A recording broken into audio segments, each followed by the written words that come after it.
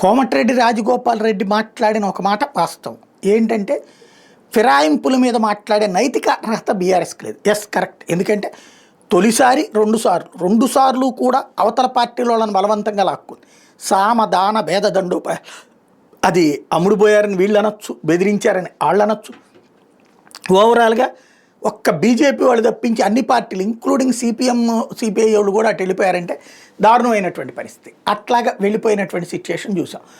ఇప్పుడు వాళ్ళు నైతికత గురించి మాట్లాడితే, ఫిరాయింపుల గురించి మాట్లాడితే సిగ్గుచేటు, అది పక్కన పెట్టారు. బట్ లీగల్గా అయితే ఇప్పుడు ఆ అంశం మీద పతాక స్థాయికి చేరింది.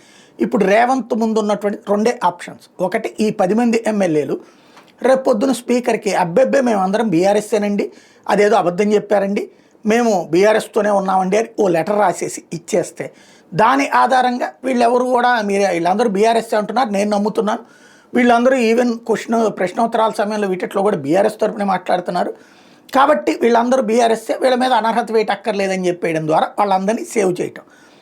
మళ్ళీ అప్పుడు బీఆర్ఎస్ ముందు ఉండేటటువంటి ఛాన్స్ ఏంటి, ఏదో ఒకటి ప్రభుత్వం మీద అవిశ్వాస తీర్మానం ఏదో పెట్టి దాంట్లో వీళ్ళని ఓటేయమంటాం, వీళ్ళు గైర్హాజరు కావడం లేదా ఓటు వేస్తారా, ఇట్లాంటి చర్య జరగాలి.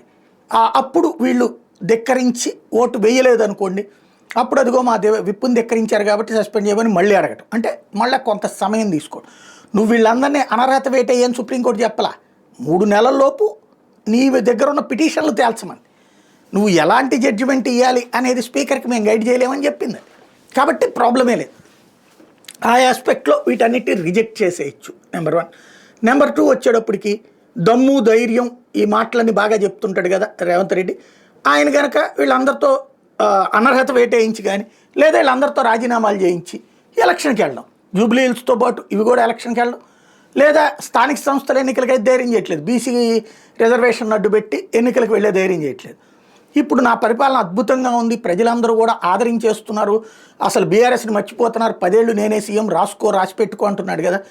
అది నిజం అనుకుంటే కనుక ఇప్పటికిప్పుడు ఎన్నికలకు వెళ్తే ఆ 10 స్థానాల వరకు తన సత్తా ఏంటో తెలిసిపోతుంది.